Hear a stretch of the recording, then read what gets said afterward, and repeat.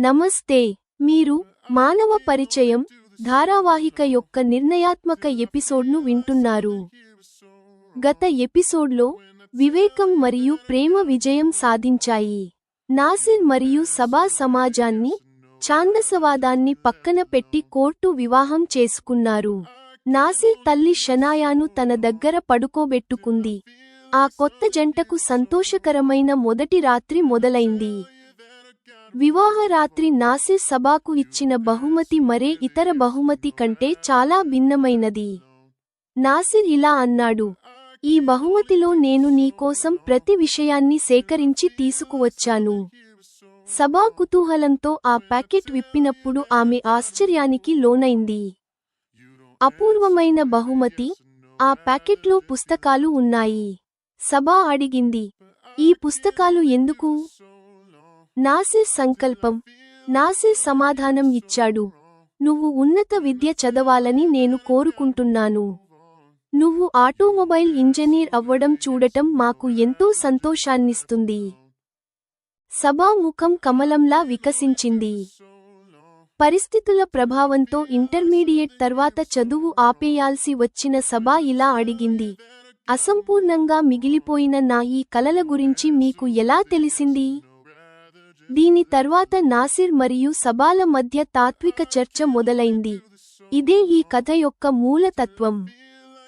ఛాందసవాదంపై ప్రశ్న, తన వ్యతిరేకత మతంపై కాదని, మూఢాచారాలపై అని నాసిర్ వివరించాడు. 1000 సంవత్సరాల క్రితం నాటి పరిస్థితులకు తగినట్టుగా ఉన్న జీవనశైలిని పాటించమని నేటి అనుయాయులను ఎందుకు బలవంతం చేస్తున్నారని ఆయన ప్రశ్నించాడు. ద్రోణాచార్యుడి ఉదాహరణ. నాసిర్ ఇలా అడిగాడు, నేడు ఏ గురువైనా తన శిష్యులకు విల్లు, బాణాలు వాడటం నేర్పిస్తే అది మంచిదని అంటారా? మనము ఆధునిక భౌతిక వస్తువులను ఎలాగైతే స్వీకరించామో, అలాగే మత పెద్దలు కూడా ఆధునిక విద్యను మరియు ఆలోచనలను స్వీకరించాలని ఆయన వాదించాడు. స్త్రీ సాధికారత. ముఫ్తీ, మౌల్వీలు మన సమాజంలో మహిళలను అణచివేయడానికి ఒక వ్యవస్థను ఇస్తారని, అందుకే తాను వారి ముందు లొంగలేదని నాసిర్ తేల్చి చెప్పాడు. చివరి మధురమైన సందిగ్ధం. నాసిర్ ఆలోచనలకు సబా పూర్తిగా ప్రభావితమైంది మరియు ఇలా అంది, మీరు కోరుకున్నట్లుగా ఇంజనీర్ అవ్వడానికి నేను చదువుకుంటాను, కానీ తర్వాత ఏముంది? సబా నాసిర్ వైపు చిలిపిగా చూస్తూ ఇలా అంది, కానీ ఈ రోజు మీరు నన్ను వేరే విధంగా కూడా మెప్పించాలి కదా. మూఢాచారాలపై తార్కిక తిరుగుబాటు, చదువు అనే బహుమతి, మరియు ప్రేమ, వివేకంతో నిండిన నాసిర్ సబాల మొదటి రాత్రి గురించి వినండి. మానవ పరిచయం లో మీరు వింటారు. ఎపిసోడ్ 17, చదువు అనే బహుమతి మరియు అభ్యుదయ ఆలోచనలు. వివాహానికి ముందే నాసిర్ తల్లి సబా కూతురు కోసం పాల డబ్బాను ఏర్పాటు చేసి ఉంచింది. సబా, నాసిర్ల మొదటి రాత్రి రోజున ఆమె చిన్నారిని తనతో పాటు పడుకోబెట్టుకుంది. మొదటి రాత్రి భార్యకు బహుమతి ఇచ్చే సంప్రదాయాన్ని నాసిర్ కూడా పాటించాడు. అతను సబా కోసం ఒక గిఫ్ట్ ప్యాకెట్ తీసుకువచ్చాడు. అందులో సాధారణ బహుమతుల కంటే భిన్నమైన ఒక అపురూపమైన కానుక ఉంది. నాసిర్ వివాహ శయ్యపై ఖరీదైన దుస్తుల్లో కూర్చుని ఉన్న సబాకు బహుమతిని ఇస్తూ ఇలా అన్నాడు, సబా, నీ గురించి విన్న తర్వాత నేను తెలుసుకున్న ప్రతి విషయాన్ని ఈ బహుమతి రూపంలో నీకోసం తీసుకువచ్చాను. సబాకు అది విని కుతూహలం కలిగింది. ఆమె ఇలా అంది, ఇప్పటి నుండి నా సంతోషాన్ని మీ సంతోషంలోనే చూసుకుంటున్నాను కాబట్టి, నా సంతోషం దేనిలో ఉందని మీరు భావిస్తున్నారో తెలుసుకోవాలనే ఆసక్తి నాకు కలిగింది. సబా మాటలకు నాసిర్ ముగ్ధుడయ్యాడు. అతను సంతోషంతో నవ్వుతూ ఇలా అన్నాడు, సబా, ఇది నీకుగాని నాకుగాని మొదటి వివాహం కాదు. కాబట్టి ఈ రాత్రి మనకు ఇతర కొత్త జంటల కంటే భిన్నమైనది. ఈ రోజు మనం మన మధ్య ఉన్న అనవసరమైన అపోహలు తొలగిపోయేలా, జీవితంలో పరమానందాన్ని అనుభవించేలా, మన జీవితాన్ని అర్థవంతంగా జీవించే దృక్పథాల గురించి చర్చించుకోవడం మంచిది. నాసిర్ మాటలు సబాకు కొంత అర్థమయ్యాయి, కొంత అర్థం కాలేదు. ఆమె చిరునవ్వుతో ఆతృతగా ఆ బహుమతిని విప్పడం మొదలుపెట్టింది. బహుమతి విప్పాక సబా ఆశ్చర్యంతో దాన్ని చూస్తోంది. నాసిర్ కూడా ప్రేమతో సబానే చూస్తున్నాడు. ఆశ్చర్యంతో సబా ఇలా అడిగింది, ఏవండి, ఈ పుస్తకాలు ఎందుకు? నాసిర్ ఇలా అన్నాడు, ఇంటర్మీడియట్ పరీక్షల్లో స్టేట్ బోర్డ్ మెరిట్ జాబితాలో స్థానం పొందినప్పటికీ నువ్వు చదువు ఆపేయాల్సి వచ్చిందని ఇమ్రాన్ మాకు చెప్పాడు. నీకు ఆ అవకాశం కల్పిస్తూ ఇప్పుడు నేను నిన్ను ఉన్నత చదువులు చదివించాలనుకుంటున్నాను. సబా ఇలా అడిగింది, అవును కాని ఇప్పుడు నేను చదవడం ఎలా సాధ్యం? పాప చిన్నది. ఇప్పుడే మీతో నా పెళ్లి జరిగింది. అత్తయ్యను, మిమ్మల్ని మరియు పాపను చూసుకుంటూ చదవడానికి నాకు సమయం ఎలా దొరుకుతుంది? నాసిర్ సమాధానం ఇచ్చాడు, నువ్వు మా అందరినీ చూసుకుంటావు, అది నిజమే. నువ్వు నా భార్యవు, కాబట్టి నిన్ను చూసుకోవడం ఇప్పటి నుండి నా బాధ్యత కూడా. మనమిద్దరం ఎక్కువ సమయం కలిసి సంతోషంగా ఉండాలని అమ్మ కూడా కోరుకుంటోంది. పాపను చూసుకునే బాధ్యతను అమ్మ తీసుకుంటోంది. ఇంటి పనుల కోసం మనం పనివాళ్లను పెట్టుకుందాం. ఇది విని సబా ఆ పుస్తకాలను ఆసక్తిగా తిరగేయడం మొదలుపెట్టింది. అప్పుడు నాసిర్ ఇలా చెప్పాడు, ఇంజనీరింగ్ ఎంట్రన్స్ ఎగ్జామ్కు ఇంకా 5 నెలల సమయం ఉంది. ఈ పుస్తకాలు దాని ప్రిపరేషన్ కోసం.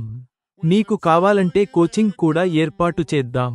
నిన్ను ఆటోమొబైల్ ఇంజనీర్గా చూడటం మాకు ఎంతో సంతోషాన్నిస్తుంది. ఆ మాట వినగానే సబా ముఖం కొలనులోని గులాబీ కమలంలా వికసించింది.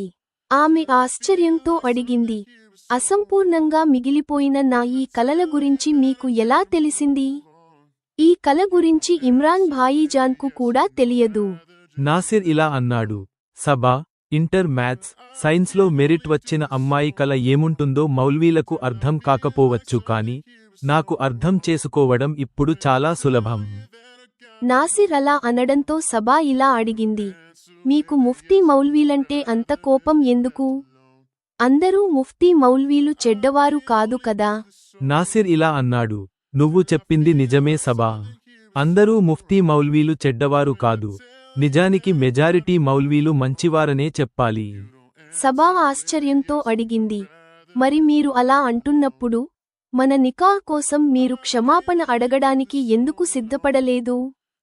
నాసిర్ సమాధానం ఇచ్చాడు, 1000 సంవత్సరాల క్రితం నాటి పరిస్థితులకు తగినట్టుగా ఉన్న జీవనశైలిని పాటించమని మత అనుయాయులను బలవంతం చేసినప్పుడు ఏ మత గురువు మంచివాడు అనిపించుకోడు. సబా ఇలా అంది, మీరు ఏం చెబుతున్నారో నాకు అర్థం కాలేదు. నాసిర్ ఇలా అన్నాడు, హిందువులలో ద్రోణాచార్యుడు అనే గురువు ఉండేవారు. ఆయన శిష్యులకు ధనుర్విద్య నేర్పేవారు. ఆయనను గొప్ప గురువు అనేవారు. ఇప్పుడు నువ్వు చెప్పు, ఈ రోజుల్లో ఏ గురువైనా తన శిష్యులకు విల్లు, బాణాలు నేర్పిస్తే ఆయనను మంచి గురువు అంటారా? సబా ఇలా అంది, ఆధునిక ఆయుధాలు ఉన్న ఈ కాలంలో ధనుర్విద్య నేర్చుకోవడానికి ఎవరు వెళ్తారు? నాసిర్ ఇలా అన్నాడు, సబా, నేను చెప్పదలుచుకున్నది ఇదే. 1000 సంవత్సరాల క్రితం నేటి కాలంలో లాంటి ఆధునిక వసతులు ఉండేవి కావు. అప్పట్లో చట్ట వ్యవస్థ కూడా అంతగా అభివృద్ధి చెందలేదు. అప్పట్లో చిన్న రాజ్యాల రాజులు, నవాబుల ఇష్టానుసారం ఆదేశాలు నడిచేవి. అప్పటి పరిస్థితుల్లో మతపరమైన విషయాల ద్వారా ఒకరి జీవితానికి మరొకరి వల్ల కలిగే ప్రమాదాలను దూరం చేసే మార్గాలు వెతికేవారు. సబా ఇలా అంది, మతపరమైన విషయాలను పాటించడం ఇప్పుడు సరైనది కాదని మీరు చెబుతున్నారా? నాసిర్ ఇలా అన్నాడు, కాలం మరియు పరిస్థితులు మారడంతో అన్ని మతాల గురువులు మరియు అనుయాయులు నేటి ఆధునిక వసతులను తమ జీవనశైలిలో భాగం చేసుకున్నారు. అలాగే వారు ఇప్పుడు ఆధునిక విద్యను, ఆలోచనలను మరియు సిద్ధాంతాలను కూడా అంగీకరించాలి. మత గురువులు తమ అనుయాయులను వీటిని స్వీకరించేలా ప్రోత్సహించాలి. మన సమాజంలోని ఈ గురువులు అలా చేయడం మొదలుపెట్టినప్పుడు వారంతా మంచివారవుతారు. సబా అడిగింది, అంటే మీ ఉద్దేశం ప్రకారం మతం గురించి మాట్లాడనప్పుడే మత గురువులు మంచివారవుతారు. మరి మత విద్యను బోధించనప్పుడు వారు మత గురువులుగా, ముఫ్తీ, ఇమాం లేదా మౌల్వీ ఎలా కొనసాగుతారు? నాసిర్ ఇలా అన్నాడు, ఈ సృష్టిలో ఏ మతమూ కేవలం 500 లేదా 1000 సంవత్సరాల నాటిది కాదు. ప్రతి మతమూ సృష్టి అంత పురాతనమైనది. మత గ్రంథాలు ఖచ్చితంగా 1000 లేదా 2000 సంవత్సరాల క్రితం నాటివి కావచ్చు. ఆ గ్రంథాలన్నీ అప్పటి మత గురువులు అప్పటి కాలం మరియు పరిస్థితులకు అనుగుణంగా మతాన్ని విశ్లేషిస్తూ రాసినవే. కాలక్రమేణా మనము అప్పటి వస్తువుల వాడకాన్ని మార్చి నేటి సౌకర్యవంతమైన వస్తువులను అంగీకరించాము. అలాగే మన మతంలో మరియు సమాజంలో కొత్త ఆలోచనలను, దృక్పథాలను అంగీకరించాలి. నా వాదన ఇదే. మౌల్వీలతో నా వ్యతిరేకత కూడా ఇందుకే. సభా ఇలా అంది, మీ మాటలు కోర్టు మ్యారేజ్ సమయంలోనూ మరియు ఈ రోజు కూడా నన్ను ప్రభావితం చేశాయి. మీరు కోరుకున్నట్లుగా ఇంజనీర్ అవ్వడానికి నేను చదువుకుంటాను, కానీ అలా చెప్పి కానీ తర్వాత ఏం చెప్పాలో అన్న సందిగ్ధంలో సభా మౌనంగా ఉండిపోయింది. అప్పుడు నాసిర్ ఇలా అడిగాడు, కానీ తర్వాత ఏముంది? సభా చిలిపిగా సమాధానం ఇచ్చింది, కానీ ఈరోజు మీరు నన్ను వేరే విధంగా కూడా మెప్పించాలి కదా. సభా అన్న మాటలకు నాసిర్ ఆలోచనలో పడ్డాడు. వారి సుఖమయ వైవాహిక జీవితానికి ఇది కూడా ఒక ముఖ్యమైన భాగమని ఆయనకు అర్థమైంది. అది గ్రహించిన నాసిర్ సభాను ప్రేమతో దగ్గరకు తీసుకున్నాడు. తన పౌరుషంపై సభాకు ఎలాంటి అనుమానం కలగకుండా తన ప్రేమను ఆమెకు పంచడం మొదలుపెట్టాడు. ఇప్పుడు మానవ పరిచయం ఎపిసోడ్పై జెమినై విశ్లేషణ మరియు సమీక్ష వినండి. ఉపశీర్షిక చదువు అనే బహుమతి మరియు మేధో భాగస్వామ్యం. ఈ ఎపిసోడ్ నాసిర్ మరియు సబాల వైవాహిక జీవితం యొక్క ఆరంభాన్ని చూపిస్తుంది. శోభనం రాత్రిని కేవలం శారీరక కలయికగా కాకుండా ఆలోచనల మరియు ఆత్మల భాగస్వామ్యానికి పునాదిగా మార్చడం ద్వారా నాసిర్ ఒక ఆధునిక వివాహానికి పునాది వేశాడు. 1. చదువు అనే బహుమతి, కలలకు గౌరవం. అసాధారణ బహుమతి. నాసిర్ ఇంజనీరింగ్ పుస్తకాలను బహుమతిగా ఇవ్వడం ఒక విప్లవాత్మక అడుగు. సబాను కేవలం భార్యగా కాకుండా ఒక వ్యక్తిగా మరియు మేధో భాగస్వామిగా చూడాలనే అతని తత్వానికి ఇది నిదర్శనం. సబా స్పందన. సబా ఆశ్చర్యం మరియు ఆనందం ఆ బహుమతి ఏ భౌతిక వస్తువు కంటే ఎంతో విలువైనదని నిరూపిస్తుంది. ఇది ఆమె ఆత్మగౌరవం మరియు భవిష్యత్తుపై ఆశ. మద్దతు. పాప బాధ్యతను అమ్మకు అప్పగించడం, ఇంటి పనుల కోసం మనుషులను ఏర్పాటు చేయడం నాసిర్ ఒక నిజమైన తోడు అని నిరూపిస్తుంది. 2. మతం మరియు కాలం మధ్య నాసిర్ సంఘర్షణ. క్షమాపణపై వివరణ. 1000 ఏళ్ల నాటి జీవనశైలిని నేటి అనుయాయులపై రుద్దే మత పెద్దల తీరును నాసిర్ వ్యతిరేకించాడు. ద్రోణాచార్యుడి తర్కం. విల్లు, బాణాలు నేటి కాలంలో ఎలాగైతే నిరుపయోగమో, అలాగే ప్రాచీన కాలం నాటి కొన్ని మతపరమైన విశ్లేషణలు నేటి అభివృద్ధి చెందిన సమాజానికి సరిపోవని ఆయన వాదించాడు. మార్పు కోసం పిలుపు. భౌతిక వస్తువులను ఎలాగైతే స్వీకరించారో, అలాగే ఆధునిక విద్యను, ఆలోచనలను కూడా మత పెద్దలు స్వీకరించాలని నాసిర్ పిలుపునిచ్చాడు. 3. భావోద్వేగ మరియు శారీరక భరోసా. మేధోపరమైన అనుబంధం.